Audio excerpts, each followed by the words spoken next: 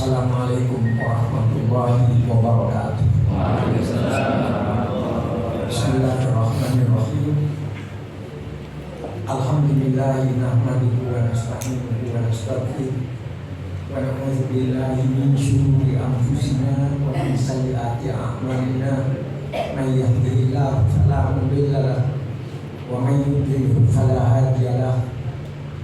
Allahumma sholli ala sayyidina Muhammadin al-amin al-mab'uts rahmatan lil alamin sholatan tufarridu biha anna ma nahnu fihi min umuri dinina wa dunyana wa ukhrana wa ala alihi wa sahbihi wasallam. Amma ba'd. Yang tercinta pimpinan lembaga pondok pesantren dan sekaligus pendidikan formal, sahabat saya Kiai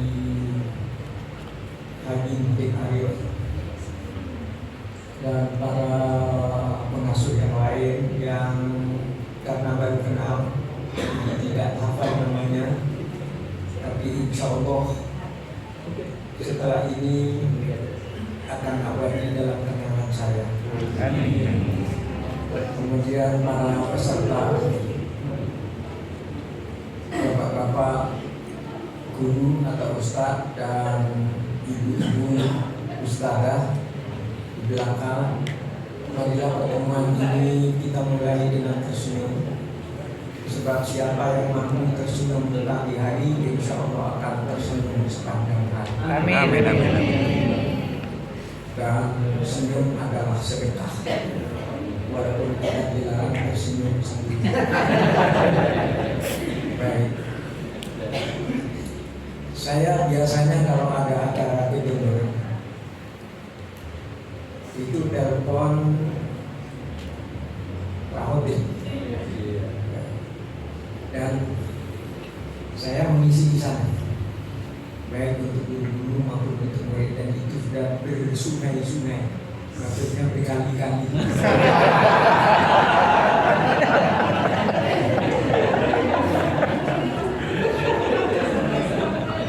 Tapi untuk kali ini saya ada acara tadi malam di masjid apa namanya?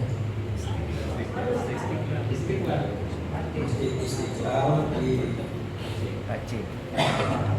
Aceh, pesantrennya yang dipimpin oleh famili saya.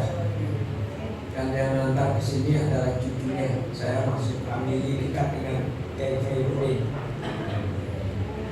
yang sebenarnya dia masih keluarga Anhoya juga. Ya. Jadi yang nanti kesini itu cucunya. Mungkin jarang yang kenal karena walaupun beliau itu kakeknya di Aceh, tapi beliau ini melahirkan pesantren ayahnya di Gelimor. Itu ada cucu saya, Waton namanya. Jadi begini, kenapa saya tiba-tiba berubah, tidak ke Ramuti, tidak ke Rahoti, ke Ramuti. Ini kalau mau bergurau, ada yang subuh, ada yang tidak subuh. Yang tidak subuh, tapi mengandung kesubuhan. Kenapa saya tiba-tiba memilih ke sini, tidak ke Rahoti? Ke Rahoti sudah mustakmal saya.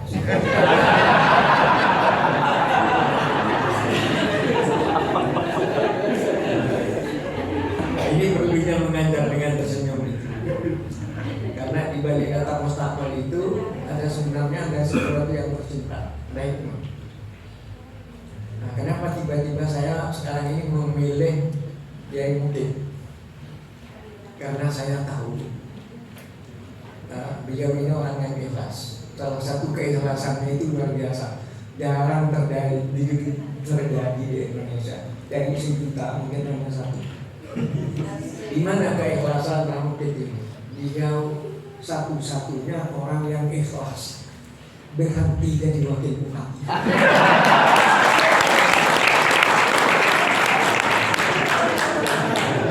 Yang lain bukan. wakil bupati bilang itu berhenti jadi wakil bupati secara ikhlas, kan luar biasa. Dan itu mungkin tidak saya miliki. Nah, jadi itu yang tidak sungguh. Yang sungguh apa? Saya merasa nikmat kalau bertemu. Walaupun ini Anda akan ketawa juga nanti. Tapi ini yang sungguh. Yaitu saya suka bertemu dan menimba senyumnya untuk hati saya, untuk memperkaya batin saya. Kalau saya bertemu dengan para pendidik yang gajinya sedikit,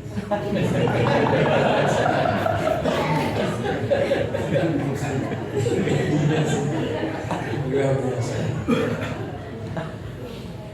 Tiba-tiba saya ini mau menangis kalau ketemu dengan para pendidik yang kelas karena gajinya sedikit. Dan saya yakin 99% dari jenderal yang berkumpul di sini sebagai ustaz, sebagai ustazah, sebagai pengajar gajinya sedikit. Alasannya apa? Mau dengan gaji sedikit untuk mengajar. Alasannya karena akhirat itu lebih lama daripada dunia. Di dunia kita hanya 63 tahun kalau kita seperti Rasulullah, sementara akhirat itu selama-lamanya. Sehingga ada puisi yang mengatakan, celupkan jari-jarimu ke dalam lautan, air yang membasahi jarimu itulah dunia, sementara lautan raya itulah akhirat. Maka barang siapa yang mencintai dunia, dia akan mendapatkan dunia itu saja. Tapi siapa yang mencintai akhirat, dia akan mendapatkan dunia sekaligus akhirat. Lantas kenapa bapak-bapak dan ibu-ibu itu mau mengajar walaupun dengan gaji sedikit? Karena ada keyakinan man yattaqillah yaj'al makhraja wa yarzuqhu min haitsu la yahtasib. Tidak perlu saya. Tapi juga ada pepatah Arab yang bunyinya maqal la waqafa khairum mimma katsura wa alha. Sedikit tapi barokah lebih bagus dari banyak tapi boros. Nah, keyakinan ini itu sangat mahal. Karena di era modern itu tolok ukur dari cara berpikir modern itu harus rasional. Tapi kita ini kan bukan orang rasionalis. Kita ini orang ahli sunnah wal jamaah yang mempercayai yang namanya barokah. Dan itu yang mahal. Jadi ini sebenarnya bapak-bapak dan ibu-ibu orang yang rasional, tapi bukan seorang rasionalis yang seperti Mu'tazilah. Akal tetap kita pakai. Awal ma ja'alallahu al-aql. Yang pertama diciptakan oleh Allah adalah akal, supaya kita tidak sesat. Tapi di atas akal itu ada yang akal tidak bisa mencapai. Itu filsafat modern akhirnya diam-diam mengaku. Di bawah rasionalisme itu ada yang disebut irrasional, tidak masuk akal. Kan sering terjadi hal-hal yang tidak masuk akal. Di atas rasional itu ditemukan di era modern ini hal-hal yang tidak masuk akal, tapi bukan irrasional, bukan di bawah akal. Apa itu namanya? Suprarasional. Yang suprarasional itu apa? Ya kayak Gus Dur jadi presiden. Dan suprarasional, tak masuk akal, tapi bukan irrasional. Karena tujuan Gus Dur itu ditakdirkan oleh Allah jadi presiden waktu itu untuk menyelamatkan bangsa ini dari kelompok radikal yang satu dengan kelompok radikal yang satu supaya tidak berkelahi. Walaupun kemudian mereka bersama-sama bersatu untuk menjatuhkan Gus Dur. Dan itu juga irasional dan suprarasional. Jadi banyak hal-hal yang tidak masuk akal dalam kehidupan kita. Dan kalau kita tidak mampu untuk memikirkan itu, itulah kelebihan Allah. Jadi kita memang tidak mampu memikirkan kita Allah. Itu menunjukkan bahwa kita ini terbatas. Di salah satu contoh yang sangat sastrawi, sebenarnya di Islam itu ada sastrawan sebelum Maulana Muhammad Iqbal, sebelum Al-Farabi, sebelum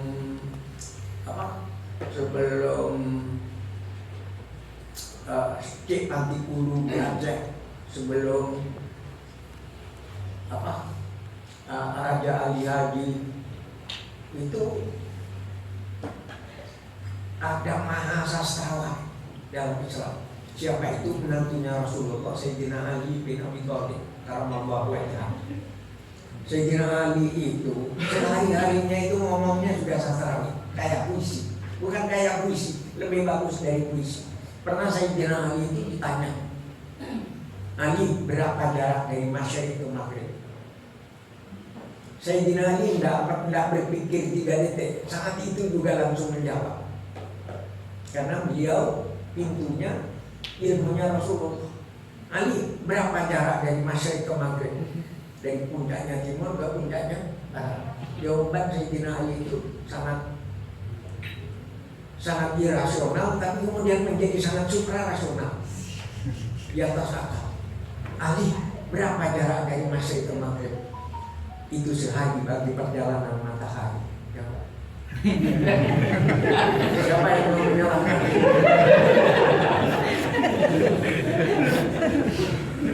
Yang kedua ini milik kita. Harus kita miliki. Harus. Katakanlah semi wajib lah. Ya, semi wajib harus yakin sama itu. Karena pintunya ilmunya Rasulullah. Ali ditanya oleh penanya tadi itu, Ali, kalau jarak dari bumi ini ke langit tertinggi, kira-kira ke ufukil a'lam yang dimaksud tadi. Dari bumi ini ke langit tertinggi berapa jaraknya Ali? Apa jawaban Sayyidina Ali? Saya menjawab dengan hati gemetar, dan semoga Kiai Mukid dan yang lain gemetar. Saya yakin Kiai Mukid akan gemetar jawaban Sayyidina Ali. Mungkin ya hati menangis. Berapa jarak dari bumi ini ke langit tertinggi, ke ufukil a'lam? Wahai Ali, jawabnya ingin tahu. Itu sekejap mata bagi doa yang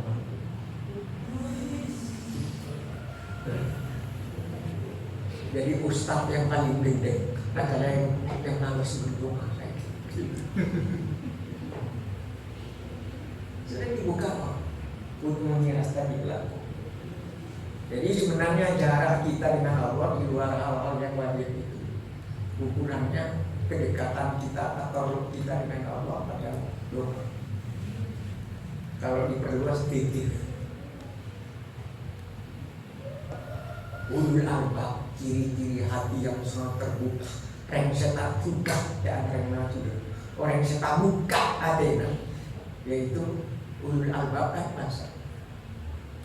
Siapa ulul albab itu? Allah sendiri menjelaskan, bukan tafsir-tafsiran. Tak usah ditafsir. Siapa ulul albab itu? Ulil albab alladziina yadhkuruna Allaha qiyaman wa qu'udan wa 'ala junubihim. Ulul albab yang seatena tabuka dia adalah orang yang selalu ingat berzikir kepada Allah pada waktu berdiri, pada waktu berjalan, pada waktu duduk, pada waktu berlari, selalu ingat kepada Allah. Dan kita bersama ini bertemu di sini karena Allah. Malaikat akan menyaksikan turun insya Allah ke bumi, ke tempat ini, menyaksikan bahwa kita bersaudara karena Allah. Dan kalau kita ingat kepada Allah, pertemuan ini ada saksinya. Bukan hanya malaikat, Allah sendiri melihat kita yang betul. Semoga wajah-wajah kita dicatat oleh malaikat. Amin, amin. Sebenarnya semua mendaftarkan diri untuk dapat ridhonya Allah dan syafaatnya Rasulullah SAW.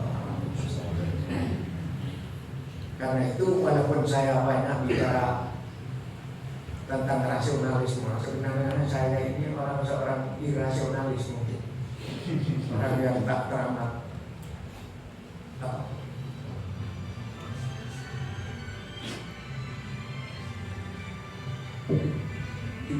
bilang bahwa jadi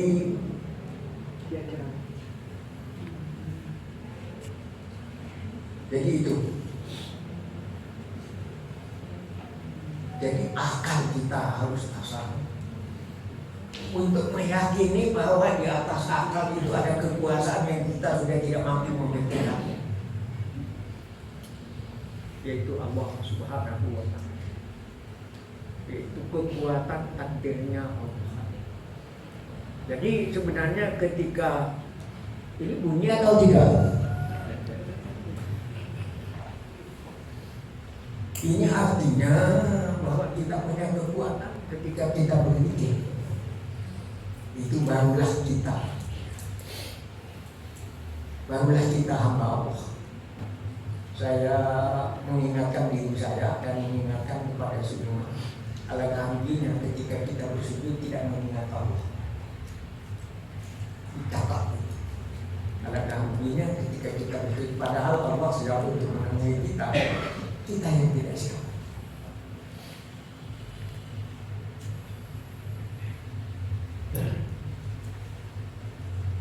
Jadi sebelum kita jadi pendidik, bekal-bekal kita untuk menjadi pendidik. Sebab tugas kita sebagai pendidik ini adalah menyampaikan risalah Rasulullah itu dalam rangka itu baliwani walawaya kita mengajari, membentuk manusia.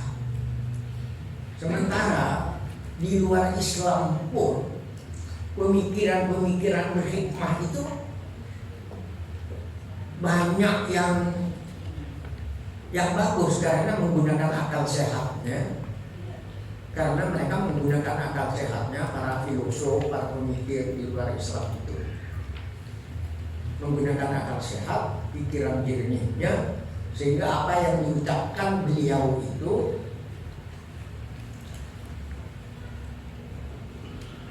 berisi kebenaran, dan kebenaran itu dari Allah. Jadi kalau ada non-muslim bicaranya benar, itu tidak dari Allah. Itu Allah juga yang memberikan ilham, inspirasi bagi orang non-muslim itu untuk mengatakan kata-kata yang benar.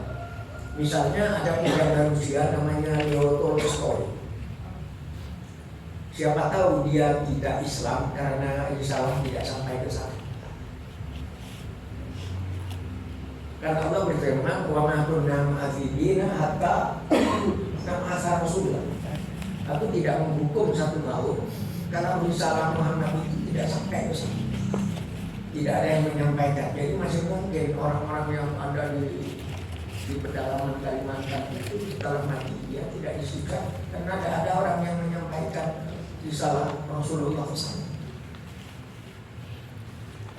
Jadi betapa mulianya sekarang orang yang menyampaikan risalah kepada anak-anak yang belum berilmu. Jadi bapak-bapak ini kerjanya, ibu-ibu ini meliwani walau ada. Dan ada pelanjut daripada apa yang wajib disampaikan dari Rasulullah, dari baliwani walau ayah itu kepada murid-murid kita. Kalau tidak ada kita, siapa yang akan mengislamkan murid-murid kita? Yang kasihan sebenarnya ada anak-anak yang berada di sekitar kita, yang sempat belajar Islam kepada pesantren, tidak belajar Islam ke madrasah kita. Kasihan. Tapi kalau memang Allah sendiri menjamin bahwa Allah tidak akan menghukum orang-orang yang risalah tidak sampai kepadanya. Itulah pentingnya menyampaikan risalah itu dengan indah. Karena Allah sendiri punya bahasa itu sangat indah. Bahasa Allah itu walaupun Allah bicara dengan kita, makhluk ciptaannya, itu Allah menggunakan bahasa yang sangat indah, bahkan sangat sopan. Coba Allah bertanya tentang air yang kita minum. Zawawi, Mukid, apakah kamu air yang kamu minum itu dari siapa? Apa kamu menurunkannya? Apa kamu menciptakan air? Nyatanya tidak. Dan Allah dengan sopan bertanya, Zawawi, Mukid, afara'aitumul ma'a alladzi tashrabun a antum anzaltumuhu minal muzni am nahnul munzilun. Zawawi, apakah kamu tidak memperhatikan terhadap air yang kamu minum? Kamukah yang menurunkannya, yang menurunkan hitam itu, ataukah aku? Sopan sekali ya, tidak mentang-mentang. Itu air yang kamu minum itu kamu tahu. Meleklah matamu, aku yang menciptakan. Kamu dengan sopan. Afara'aitumul ma'a alladzi tashrabun, yang sangat sastrawi sudah. Kemudian tentang biji-biji yang kita tanam. Afara'aitum ma tahdusun fa antum tasra'unahu am nahnu zari'un. Tidak mentang-mentang. Apakah kamu tidak merhatikan biji-biji yang kamu tanam, kamu semai di sawahmu, bila kamu kaya menumbuhkannya sebenarnya, ataukah aku? Sopan sekali ya. Jadi kalau Allah sendiri sangat sopan kepada makhluk yang diciptakannya, apakah sopan? Apakah benar kalau saya bicara dengan kamu dengan bahasa tidak sopan? Apakah benar kalau saya menyampaikan risalahnya Rasulullah kepada umat itu sambil misuh-misuh, sambil caci maki? Apakah benar? Padahal Allah itu sangat sopan sekali. Was-sama'i wat-thariq wa ma adraka mat-thariq an-najmu ats-tsaqib in kullu nafsin lamma 'alaiha hafid falyanzuril insanu mimma khuliqa khuliqa min ma'in dafiq yakhruju min baini sulbi wat tara'ib. Allah itu bicara dengan kita dengan secara indah, dengan secara menyenangkan. Ada ip. Sama dengan ulama kita di Madura. Ning serabutan bila pon mate witek. Ning serabutan bila pon mate. Cuma pun kos labun sepote. Dalam mentak sapora buste tak burung ancor tolang sepote. Al-Quran jauh lebih indah dari itu. Coba terjemahannya saja surat At-Tariq. Was-sama'i wat-thariq, demi langit dan kejora malam. Tahukah kamu apakah kejora malam? Ialah bintang yang menembus ke langit. Jika setiap yang bernyawa merasa ada penjaganya, baiklah manusia itu berpikir dari apa ia diciptakan. Manusia diciptakan dari air lata yang mengalir antara sela iga dan tulang dada. Sangat indahnya ya Allah. Sangat sopannya Allah bicara dengan kita. Nah, kalau Allah bicara dengan makhluknya yang namanya manusia itu dengan sopan dan indah, apakah betul kalau saya bicara dengan bapak-bapak, ibu-ibu dengan gaya dengan cara kasar? Apakah betul itu? Karena itu orang Jawa itu cerdas, ulama Jawa. Haji Minggiri Sokolati. Kemuliaan seseorang tergantung bagaimana dia menggunakan lidahnya. Jadi kalau saya mengucapkan kata-kata yang kasar, bertaplek dengan cara mencaci maki, itu gambaran bahwa hati saya tidak dekat dengan Allah. Diperhatikan. Kalau saya mengajar depan santri saya, kalau saya mengajar depan murid-murid saya, Kalau saya memberikan kuliah di depan mahasiswa saya dengan kata-kata yang sangat kasar dan tidak menarik, itu gambaran bahwa hati saya tidak dekat dengan Allah. Jadi sebenarnya ketika saya berbicara kasar di dalam mengajar, dalam pergaulan sehari-hari, dalam kesempatan apapun, bicara dengan istri, bicara dengan siapapun, bahasa saya kasar, itu gambaran bahwa sebuah pengakuan bahwa saya sebenarnya hati saya tidak dekat dengan Allah. Orang yang hatinya dekat dengan Allah dipastikan akan mengeluarkan bahasa-bahasa yang santun, bahasa-bahasa yang menyenangkan, bahasa-bahasa yang membuat orang itu terperangah, merinding, dan kemudian sadar. Dan ini Rasulullah Sallallahu Alaihi Wasallam, yang ucapan-ucapannya itu sangat indah. Lebih-lebih Al-Quran sendiri. Jadi sebenarnya orang ahli sunnah wal jamaah yang jalan Islamnya pakai jalan tengah itu, ummatan wasata, itu selalu memang menggunakan bahasa yang indah.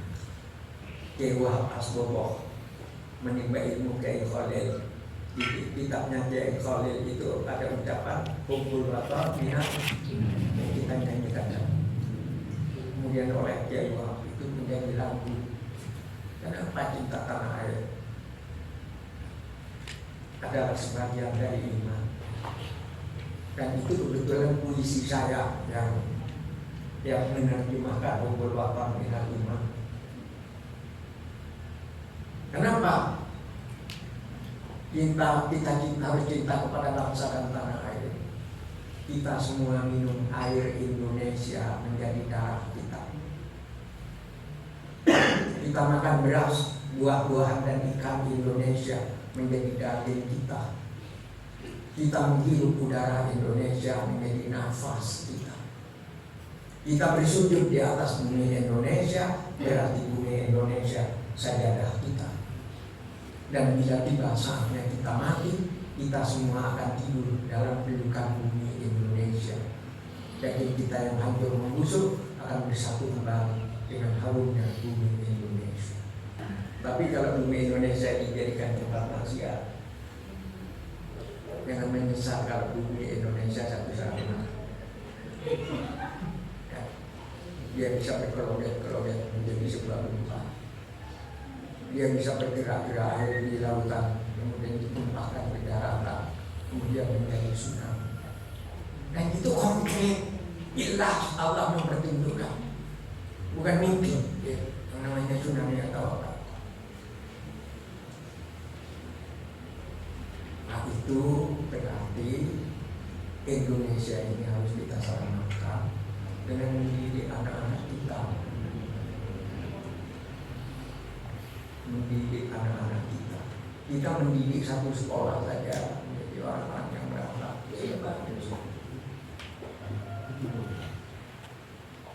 Ya, apalagi mendidik sampai 500 anak ya, dalam satu sekolah, dalam satu pesantren itu sampai 2000 santri. Kalau upaya sudah 12.000, itu diselamatkan oleh Kiai satu periode saja. Dan berapa pahala yang dicapai oleh dia, pimpinan pesantren. Dan kita banyak tentaranya yang ada di sini. Ini kan upaya yang ada di Pati, yang apa itu? Karangharjo. Ada upaya yang ada. Kemudian ada Soekarjo yang ada di sini. Pendukungnya. Dan itu sudah bagus puisinya. Sudah bagus puisinya. Ana bintang banyak sesana man. Ana bintang banyak sesana teraka kapi. Ana kau lemah ngereng ulama marke ulama ahli waris nabi. Kita ini bukan ya kita malah menggiring anak-anak kita untuk ikut ulama. Dan tentu saja karena ulama itu ahli waris Nabi, kita ahli warisnya para ahli ulama, tentu saja kita berusaha menyesuaikan bahasa yang dipakai oleh Nabi, bahasa Al-Quran, bahasanya hadis, bahasanya para ahli ulama. Bahasa ulama Nusantara adalah bahasa yang menyenangkan, bahasa yang menyenangkan. Jadi bahagiakanlah, termasuk anak-anak kita yang kita didik di madrasah-madrasah kita. Usahakan bahasa yang indah, bahasa yang menyenangkan, bahasa yang ramah, bahasa yang membuat anak itu rindu pada sekolah. Bahkan kalau keluar anak itu akan tetap terbayang-bayang wajah guru-gurunya. Karena apa? Karena guru atau dosen yang tersenyum. Jadi ruangan yang tidak ber-AC. Kalau gurunya tersenyum, sedap, gurunya itu ramah, walaupun tidak ada AC-nya, anak itu menjadi kerasa dan rindu untuk ketemu dengan guru besok pagi. Jadi walaupun gedung itu ada AC-nya, tapi gurunya Pak Jody Kemunduran.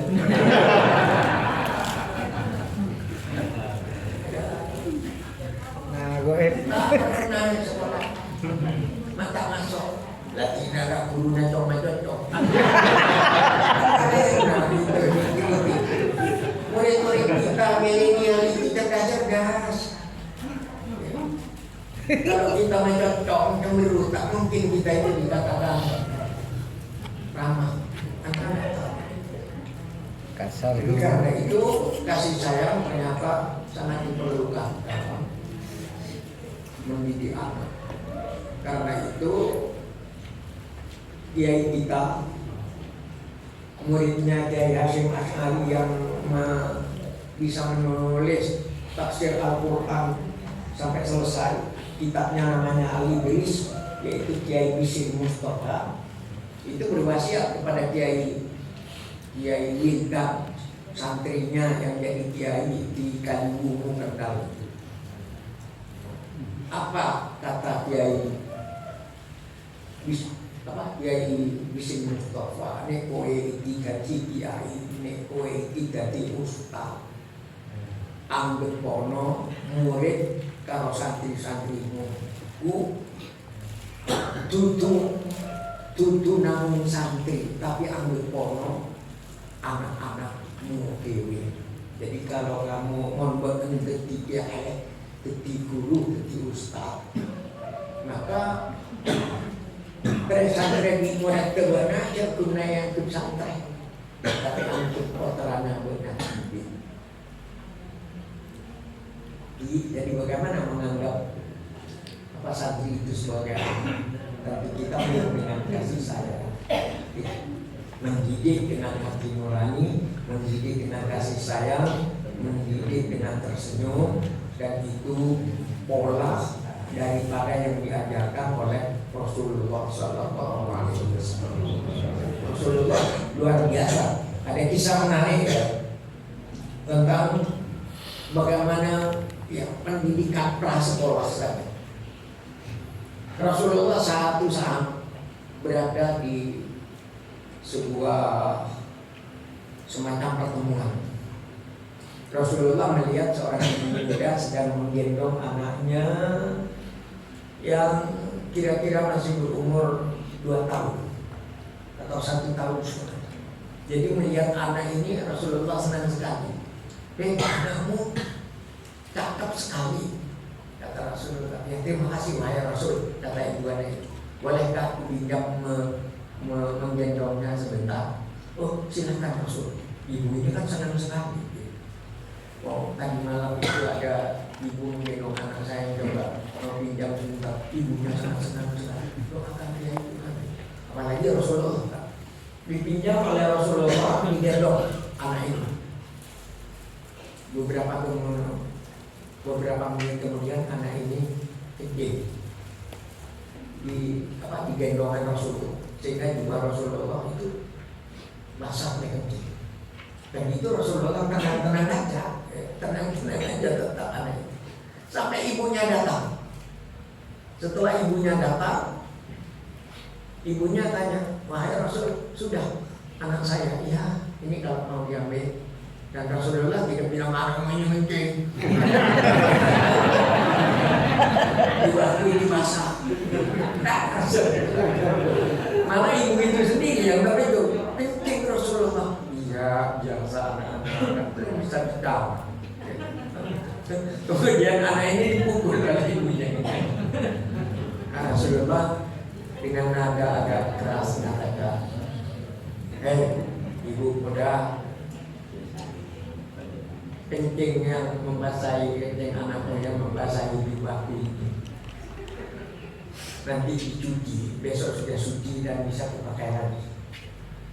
Tapi marahmu kepada anakmu itu,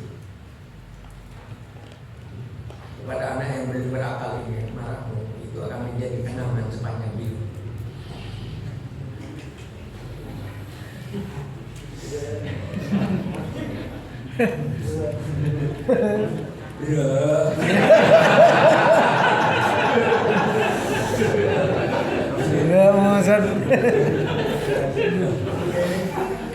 Saya tidak perlu menjelaskan, sadar sendiri ya.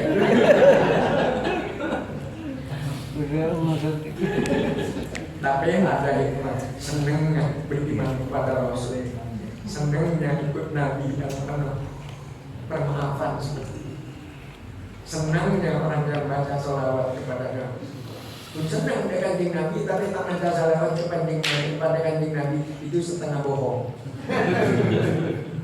Ini ucapan saya, tapi mungkin ada benarnya.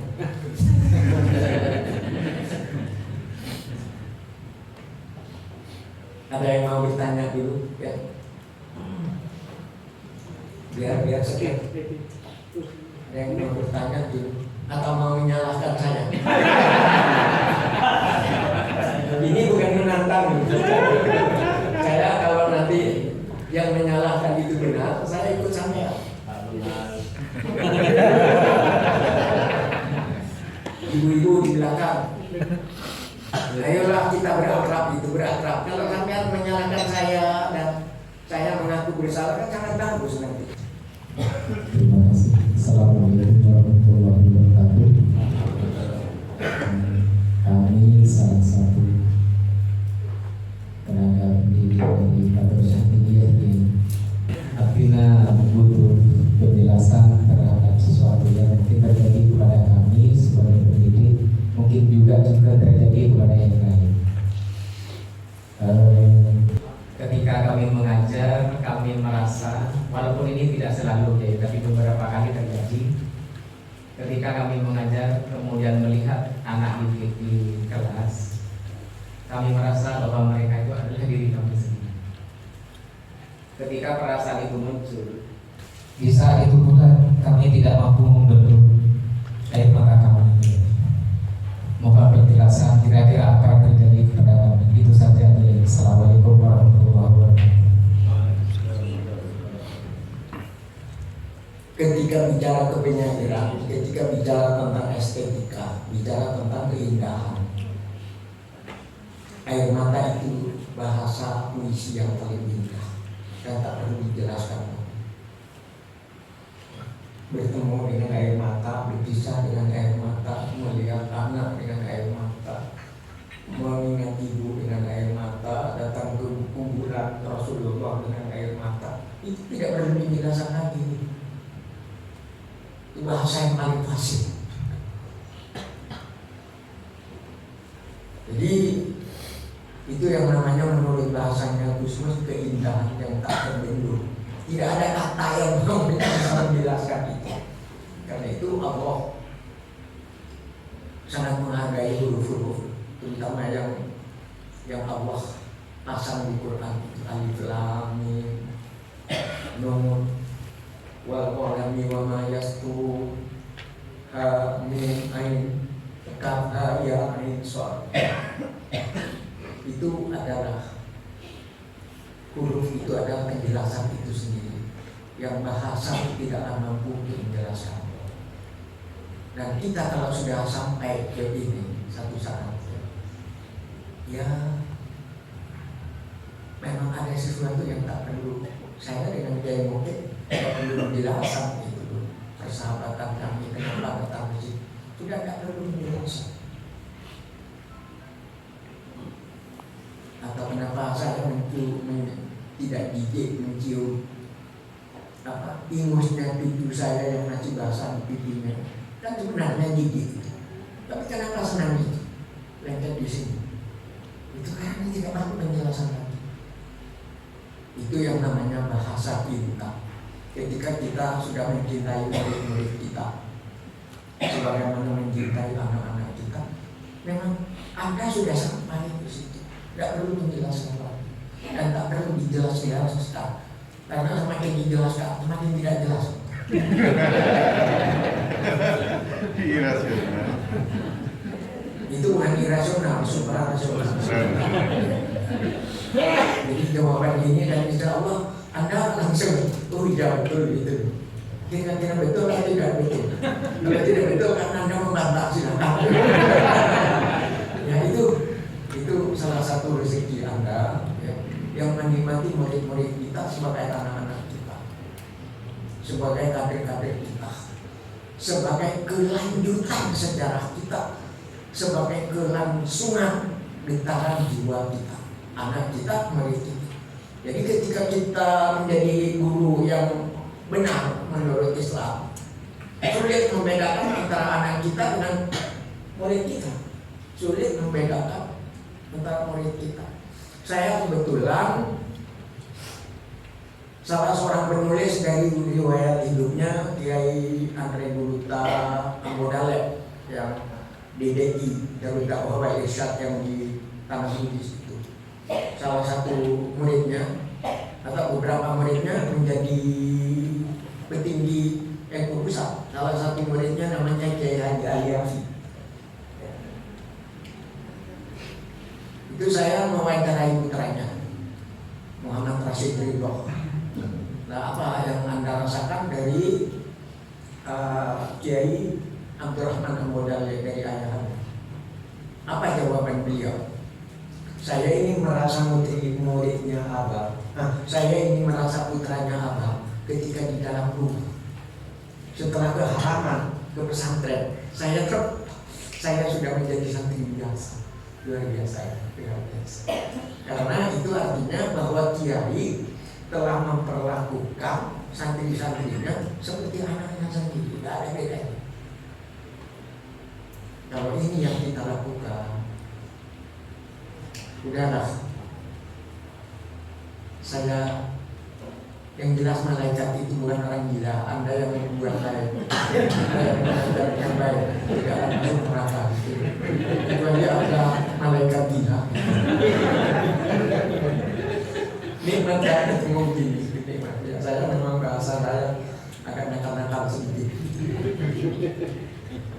Jadi inilah nikmatnya kita berteladan kepada Rasulullah Sallallahu Alaihi Wasallam.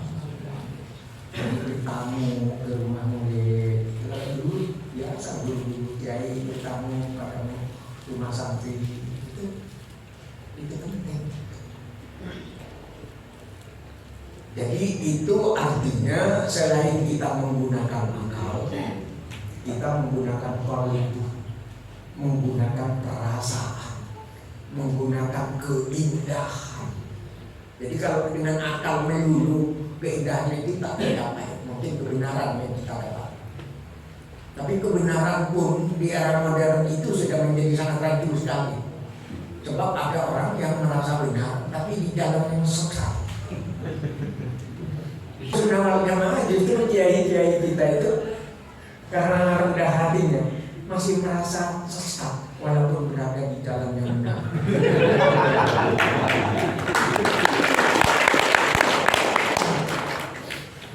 Jadi karena itu saya tidak merasa guru, tidak merasa dosen. Sekarang ini saya merasa sahabat. Kan Rasulullah juga tidak merasa kiai, kan? Tidak merasa guru. Rasulullah menganggap santri-santrinya itu adalah para sahabat. Itu kelebihan karena Rasulullah itu sangat demokratis sekali, sangat demokratis, menghargai kepada para sahabat-sahabat. Nah, di sini kita perlu memberikan jalan merdeka, jalan kebebasan kepada murid-murid kita. Tapi dibebaskan untuk mencintai kita.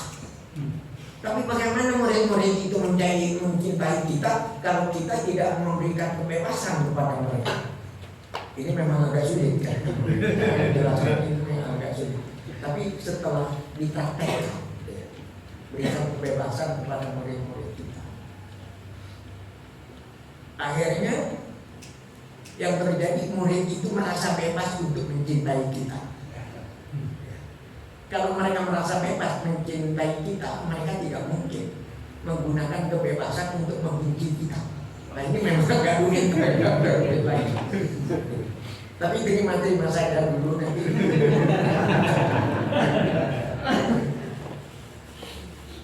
Nah, di sini sebenarnya faktor bagaimana kita mengasah kalbu. Jadi sekarang kalau sulit saja itu bisa berangkat ke kiai atau bahkan ada yang berangkat ke dukun itu bagaimana supaya tetap mendapatkan duit banyak. Jarang sekali orang yang datang ke kiai, saya sholat kok tidak khusyuk. Saya ini kok sering marah sama murid-murid saya itu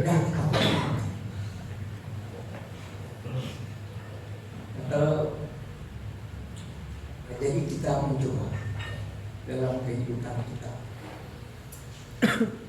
Kan sebelum kita mencintai murid kan kita mencintai istri kita.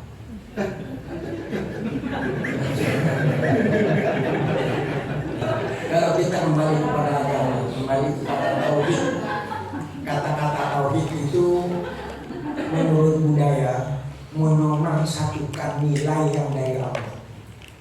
Menomorsatukan Allah, yang nomor satu itu Allah. Jadi Allah bukan hanya satu, karena memang satu, tidak pernah dua dan tidak pernah banyak. Kalau kita sudah mengakui Allah itu esa dan satu, ada lanjutannya dalam kebudayaan, menomorsatukan Allah, menomorsatukan semua perintah Allah. Itu bertauhid secara budaya namanya. Kalau kita menomorsatukan Allah, suami itu bukan idaman, istri bukan budak. Suami istri adalah teman berjamaah dalam mengagungkan Allah. Kalau sama-sama mengagungkan Allah, ya, nanti nikah. Ketika nikah itu saksinya bukan hanya malaikat, Allah sendiri menyaksikan pernikahan kita. Kan luar biasa itu. Makanya yang disebut nikah itu disebut mitsaqon ghalidh, perjanjian yang suci dan indah. Karena Allah sendiri menyaksikan pernikahan itu. Dan kalau kemudian terbentuk ya, sama-sama menomorsatukan Allah suami istri, suami baca waladhdallin di depan, istri dan anak-anak mereka amin di belakang juga, kita pengenkan. Dan itu suami istri yang menomorsatukan Allah itu ibarat buah butir embun dari ufuk yang berlainan yang bersatu dalam sekuntum mawar.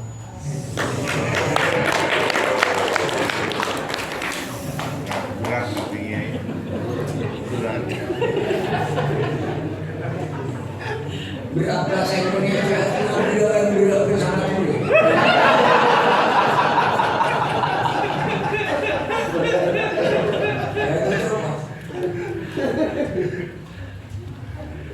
nikmatlah. Yang cantik istri itu bukan hanya wajahnya. Kalau perempuan itu kalau sudah berumur 45 tahun sudah bersiap untuk keriput dan belok. Karena itu jangan terlalu berusaha untuk sangat cantik lah. Dilapori oleh ustazah itu sampai sekarang ya walaupun suaminya itu dapur, suaminya itu buru-buru dan membaca, itu istrinya itu masih membeli itu budak yang apa? Harganya sampai 1 juta. Buat apa sih? Oh, pas apa sih nabus sapi itu? Om kita ketemu perempuan itu nabas, bertemu langsung. Tapi kalau saya pantumu, itu sampai saya bikin akun itu juga untuk para pegawai negeri di kota-kota. Indra Giri ke Tanjung Pandan, gaji bulan beli cempedak, punya istri suka berdandan, gaji 1 bulan cukup beli.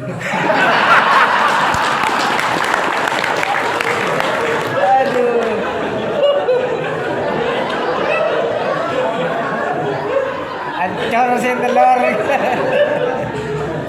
Coba lihat sandal saya itu. Sandal saya itu berapa harganya? 25. Coba sandal saya. Tapi menteri masih mencium tangan saya. Capres masih mencium tangan saya. Kan kayak nama sandalnya saya sedang. Udahlah, nggak usah itu. Kampanye. Dan siapa tahu kan belum teruji. Siapa tahu kemudian setelah 3-4 tahun pakai bedak itu tiba-tiba rusak wajah. Kan belum diuji, karena baru bikin. Jadi belum teruji. Jadi biasa-biasa Saja. jangan terlalu dan jangan terlalu. Sehingga ada pantun bunyinya, berenang-renang jangan ke hulu, kain coklat diselabati, bersenang-senang jangan terlalu, nasib di akhirat belumlah tentu. Itu ada bahasa Maduranya. Ilminya lengan kudarat, teroperat tidak dapat, yang itunya jarak perak. Akhirat ini seksa. Jadi kalau pergi kita kayak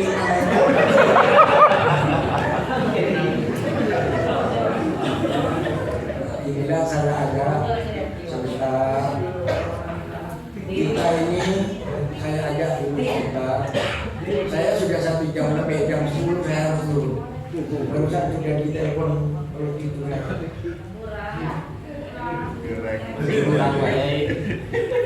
Kita menikmati pekerjaan kita sebagai ustaz. Bahwa kita ini kelanjutan dari syiarnya Rasul. Jadi ketika kita berangkat menuju sekolah dari rumah atau menuju pesantren dari rumah itu, modalnya Bismillahirrahmanirrahim, la haula wala quwwata illa billah.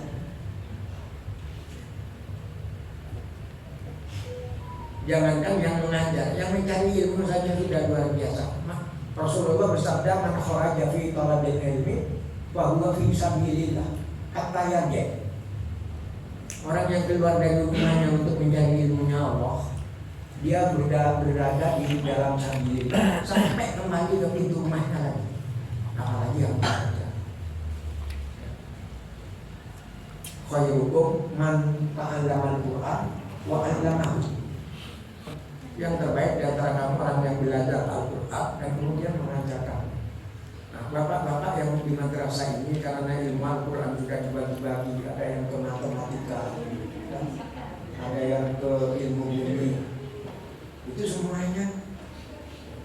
Coba, kalau ilmu tentang langit, ilmu tentang bumi itu dianggap bukan ilmu agama. Allah berfirman, afala yanzuruna ilal ibili Apakah kamu tidak mempelajari, tidak memperhatikan tentang unta? Bagaimana unta diciptakan? Kalau di Indonesia mungkin apalah yang turunnya ilal bakor. Bagaimana kamu tidak memperhatikan sapimu?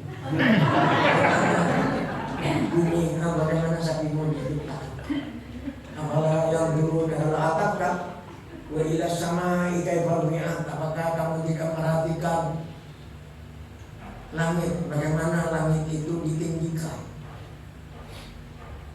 Karena itu astronomi dalam Islam, ilmu perbintangan dalam Islam itu sangat tinggi sekali. Orang Islam yang menemukan. Coba kita disangka ilmu tentang bintang itu tidak memperdalam bintang. Saya mau ceritakan sekarang betapa kecilnya kita.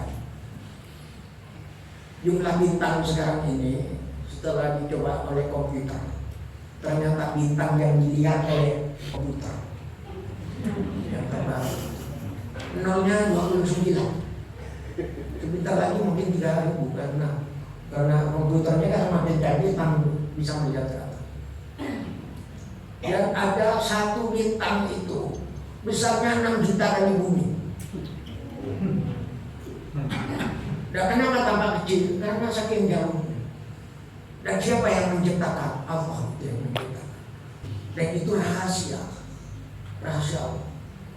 Itu seandainya dari bumi kita ini ke bintang tertinggi, itu masih di bawahnya Mustawa Rafraf dan itu Sidratul Muntaha masih di bawahnya.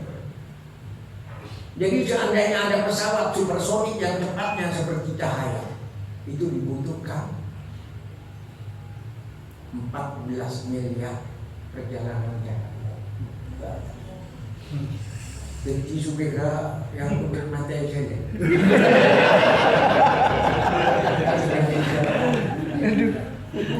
Itu pulang balik 28 miliar tahun. Tapi yang luar biasa, subhanalladzi asra bi 'abdihi ilal masjidil haram ila masjidil aqsa ini. Nabi kita yang tercinta Rasulullah itu melewati bintang yang dilihat komputer ke atasnya lagi sampai ke Arafat, sampai ke Mustafa. Itu dibutuhkan waktu hanya 6,5 jam ketika Isra dan Mi'raj.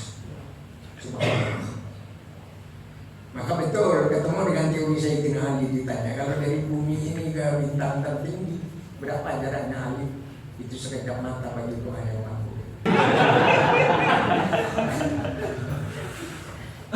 Akhirnya ya kayak bimbing-bimbing, kalau diucapkan dengan hati yang ikhlas tidak ada yang terhibur.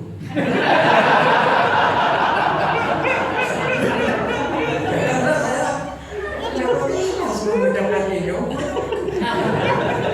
Sama dengan ketika Madura Tengah, ketika orang Islam, ketika Asyana Alam, ketika Matepak, oleh tak ketika Asyana Alam, Asyana ketika Muslimin, Matepak, ketika Matepak akhlak ke, hormat sama Tuhannya. Sebab memandang ketika orang Islam, saya tak tepak ketika tak tepak akhlak ke, ketika Muslimin.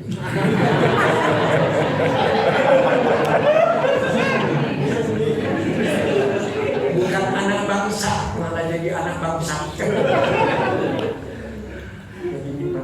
Jadi akhirnya ketika kita melihat tatanan semesta ini, kebesaran ciptaan Allah, bukan kebesaran Allah, sudah terbayangkan gitu. Kalimat yang paling ilmiah adalah ucapan Allah. Ucapan yang kecil. Jadi kita ketika sholat itu alam ini kecil, saya kecil, bahkan Ka'bah itu kecil. Jadi saya dengar tadi contoh di Rasulullah, kita kan tidak akan menghadap apa, cuma kecil yang besar itu. Jadi kalau Allah Maha Besar dipegang bukan hanya di dalam sholat, di luar sholat pun kita tetap membesarkan Allah. Insya Allah tidak ada orang sombong. Atau di dunia wayullah yang namanya Sunan Derajat. Jadi sira wong sing iso rumangsa, aja dadi wong sing rumangsa. Dia Nah, yang saya bisa aroma sah, tapi cek orang cek aroma sah. Aroma sebisa. Jadi kalau lihat di YouTube sekarang paling banyak apa orang yang bisa aroma sah, atau orang yang bisa apa orang yang bisa aroma sah, atau aroma sah bisa. Coba buka. Aroma sebisa sebenarnya. Jadi lama-lama kalau Anda buka HP itu, bulu Anda bukan orang lain, bulu Anda adalah orang-orang yang merasa bisa. Bahkan bulu Anda orang yang tersesat, orang yang merasa benar di jalan yang Jalan tersesat. Ya otomatis murid Anda juga akan menjadi anak yang merasa benar di jalan yang sesat. Bagaimana dari tongkat yang bengkok akan dihasilkan bayangan yang lurus?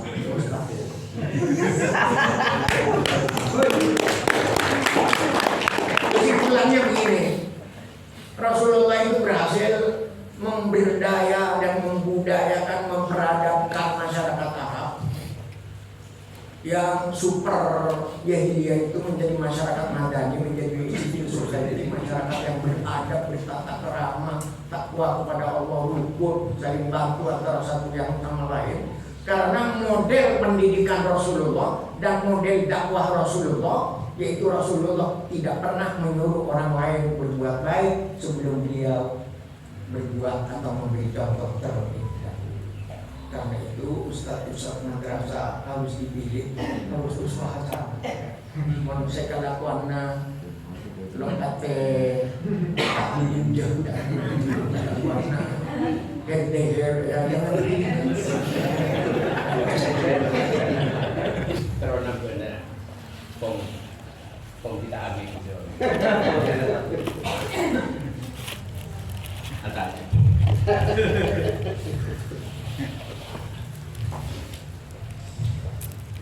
Setelah berbahagia semakin betul-betul membawa pencerahan bagi kami semua betapa pentingnya kita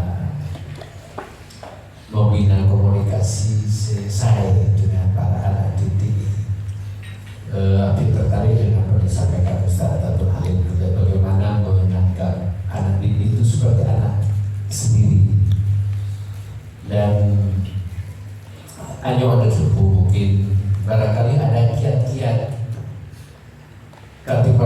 ketika kita mengajar dan sebagainya, berkomunikasi itu bisa selalu dengan hati, karena campurlah tidak selalu enak dan kayak sopo itu bisa kayak sopukan itu ada 3 saat katakan enak itu berdiri Haji Samsul Arifin kayak sopukan artinya terpaki santri-santri senior yang selalu mengatakan mendengarkan ke Gunung Kiai. Jadi apa yang disampaikan oleh problem cekaan ke hati itu. Dan itu mungkin sesuatu yang perlu kita teladani, kita tiru. Seberapa yang kita sampaikan di kelas, di kita, di madrasah akan menjadi sesuatu bisa berhubungan, bisa dekat ke hati muridnya gitu. Tapi tertarik dari baca dengan bahwa bagaimana seorang murid, seorang santri Kak Dinto senang terbagi serguna, dan ketika diajarkan itu ingin berlama-lama dengan guru dan ingin, karena kalau kita tidak memahami Kak Dinto bisa-bisa ini lesu pas aja, lesu tak tertarik kepada pelajaran, dan ketika itu terjadi kita ada beberapa yang ingin kita sampaikan. Mana minggu ini kiat-kiat beri nasihat, syarat-syarat dari ajudan untuk sampai pada tingkatan itu. Teruskan. Siapa apa Senyum biasanya berbahaya. Jadi ulama Bugis itu, saya dari Sulawesi Selatan, ada yang mengarang kitabnya Budi Istiqomah. Nah, beda puisi, semacam puisi lah, semacam sinyeram yang nanti dia. Ada kalimat di situ bunyinya akimina wa patuduko, memadetkan kalau nanti. Terjemahannya, berpikirlah kamu dengan hati yang jernih. Apek kira benah kalau ben ate si jening. Ingat ate si jening, insya Allah lebih dekat ke ikhlas. Ate si bersih. Kalau mun benah apek kira kalau ben ate si jening, kalbuna benah. Ate na benah bekal ekuko kalau ben kamul je. Bahkan ate ka itu tercelup kalau ben kamul je. Jadi ate ka itu celup sareng kamul je. Celup tu benih merah, benih putih, benih bunga. Celup tu kamul je. Mana bi ate ka itu ampan asapok kalau ben kamul je. Seujung rambut pun tidak akan ada benci kepada orang lain. Justru yang muncul adalah cinta. Mana bi ate ka dito jening berusaha. Tak terus leceh ke dekat orang. Tak terus lak nyala dekat orang. Tak terus ngodak sehingga ke atena orang lain. Jadi mana ni betul gula mata luar tak odak sehingga ke dekat orang lain. Tak kena ate kau dia kotor, ate kau dia tak asapok kalau kamu dia. Ternyata ucapannya orang Bugis kayak gitu dengan hadis riwayat Muslim sahih. Ala fil jasadi mudghah idza saluhat salahal jasadu kullu. Wa idza fasadat fasadal jasadu kullu. Ketahuilah bahwa dalam diri manusia itu ada segumpal daging. Kalau bagus segumpal daging itu akan bagus seluruh perbuatannya. Tapi kalau jelek segumpal daging itu akan jelek juga perbuatannya, akan musuh juga perbuatannya, termasuk ucapannya. Ketahuilah segumpal daging itu adalah qalbu. Jadi merawat qalbu, merawat ate, kayak gitu penting. Cuman ate sakit, tapi yang tadi orang yang terkacau itu udah ate sakit. Jadi rugi kan yang terkacau. Malah ya jadi berkona balana apa ontok masa dekat kakek sampai 10 juta tahun-tahun ada apa tahun tangan bolong pas buat mantek dah banyak bisa dah dia rasa juta sampai 10 juta mungkin ya kita gitu kita tepat juga simpanan dapat tepat bisa nyari bank mesti tepat ya benar oleh tak elah pintar tak kira elah kita kalau angin panas ya dia hanya mana ni siapa menyembah pintar mana di menyimpan gue tak kira elah ya insya Allah tak kira elah barah pintar tak saya stop insya Allah tak kira elah di penyembuhan. Kalau seminggu datang saja ya, insya Allah mau bangkau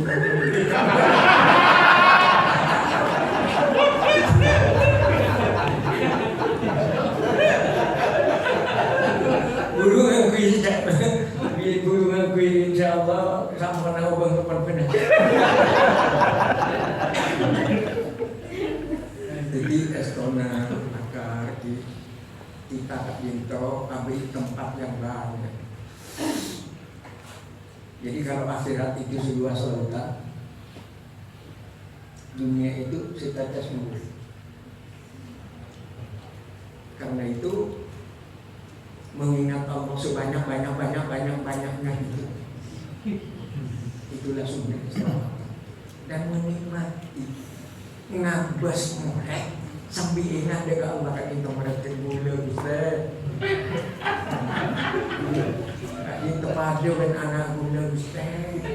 Itu dia anak sesoleh mati Ustaz. Dia Umar mangkudu dan Solo di mereka Umar mangkudu dan Solo.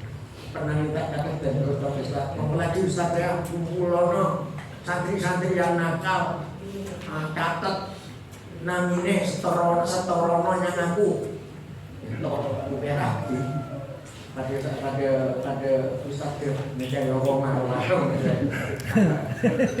sampai terlalu ya ada tindak lanjut dari dia manggil santri nakal sehingga perpaan nano ya mungkin perpaan rapat pleno di semua guru itu sampai ada apa saya tanya dia bintang kan itu kayak macam kan koning mau dicatat dengan santri nakal iya apa kan itu matanya tidak lanjut dengan siapa saya tidak lanjut santri kan itu saya panggilnya enggak tindak lanjut ke Nigeria kenapa itu ya coba mana dia untuk macam-macam ya santri senakal nanti berus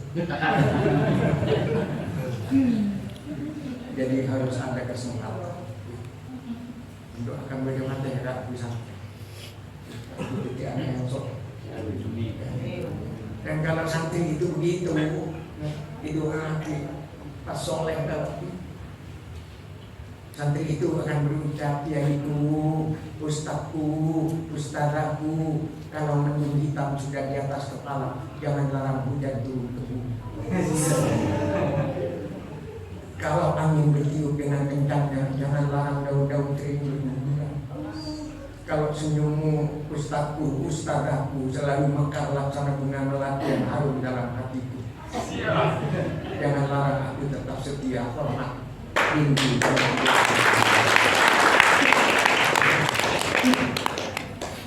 Jadi perapaan keluar dari jongkok kemudian kan itu ustad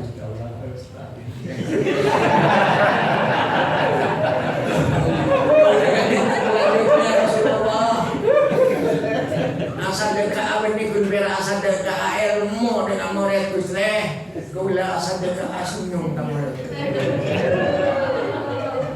Tak bahaya. asunyum sebahaya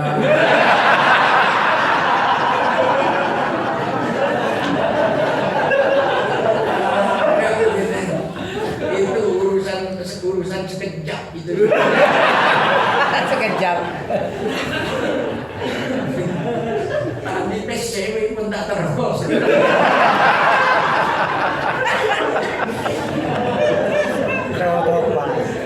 sudahlah nikmat.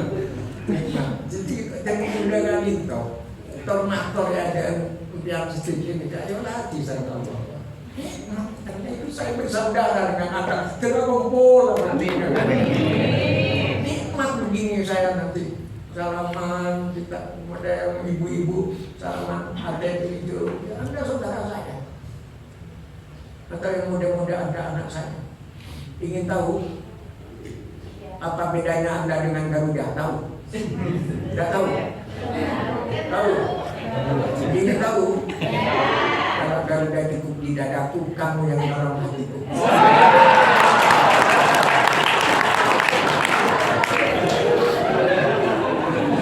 Tapi begini-begini tak selesai-selesai.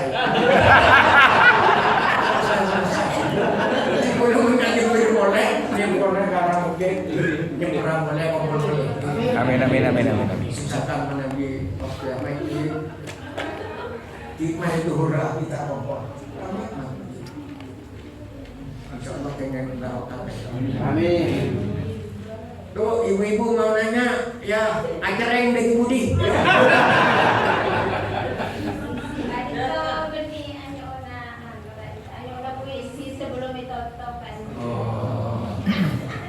Karena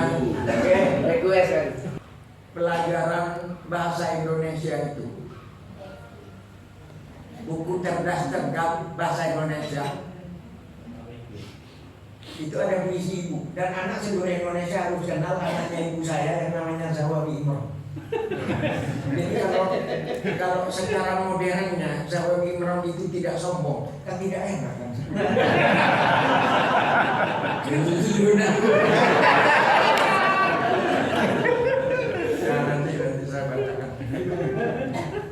Perlucem boleh nikah. Harapan boleh macam ini. Nikah itu oleh Banyuwangi tahun 2000. Kita lemak kita kena puji ibu kan. Berarti kanak. Panengan cengkana keruyan terpi puji ini. Sambil nak boleh makan nak kan jenengan emak kayak punah bangsa bang bermator Gusti Allah Gusti tenggung dekat di tempat ramai itu.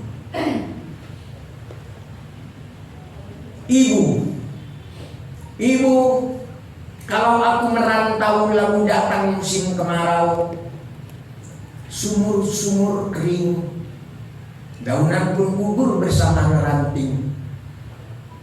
Hanya mata air matamu ibu yang tetap lancar mengalir. Kalau aku merantau, sedap kopior susumu ibu dan ronta kenakalanku. Di hati ada mayang siwalan memutihkan sari-sari kerinduan. Karena hutangku padamu ibu tak kuasa ku bayar. Hutangku padamu ibu tak kuasa ku bayar. Hutangku padamu ibu tidak kuasa ku bayar. Ibu adalah buah pertapaanku dan ibulah yang meletakkan aku di sini saat bunga kembang menyemerbak bau sayang. Ibu menunjuk ke langit, kemudian ke bumi. Aku mengangguk meskipun kurang mengerti.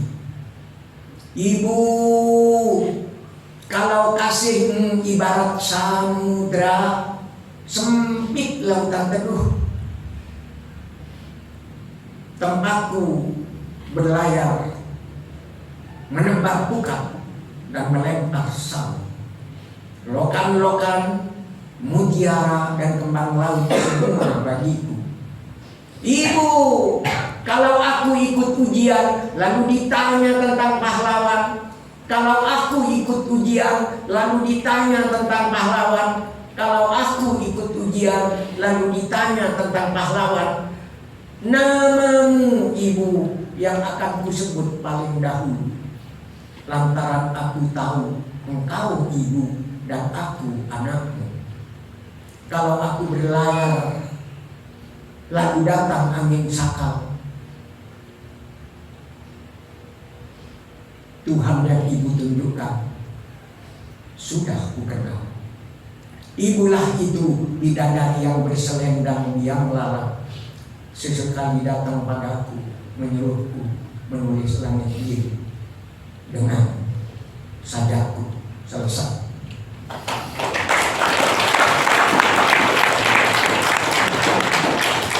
Akhirnya kesadaran menjadi guru. Kalau puisi Rasulullah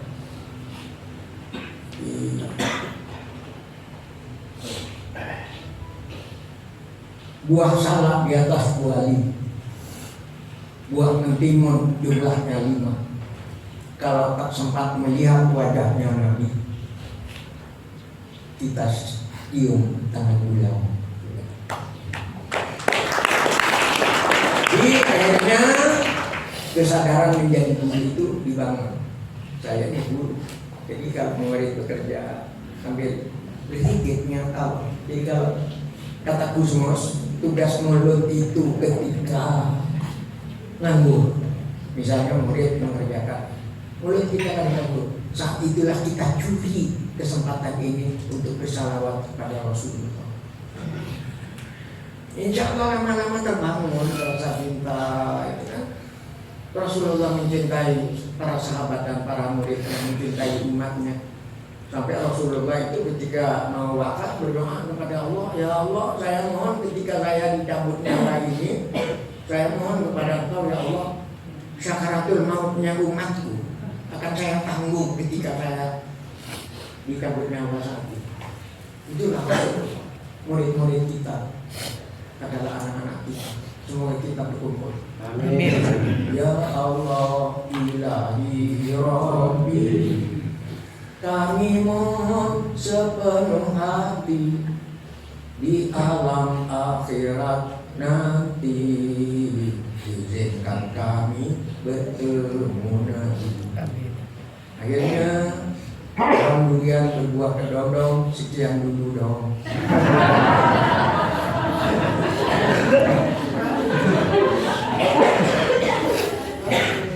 Kalau Anda membeli garam, carilah bambu di Surabaya.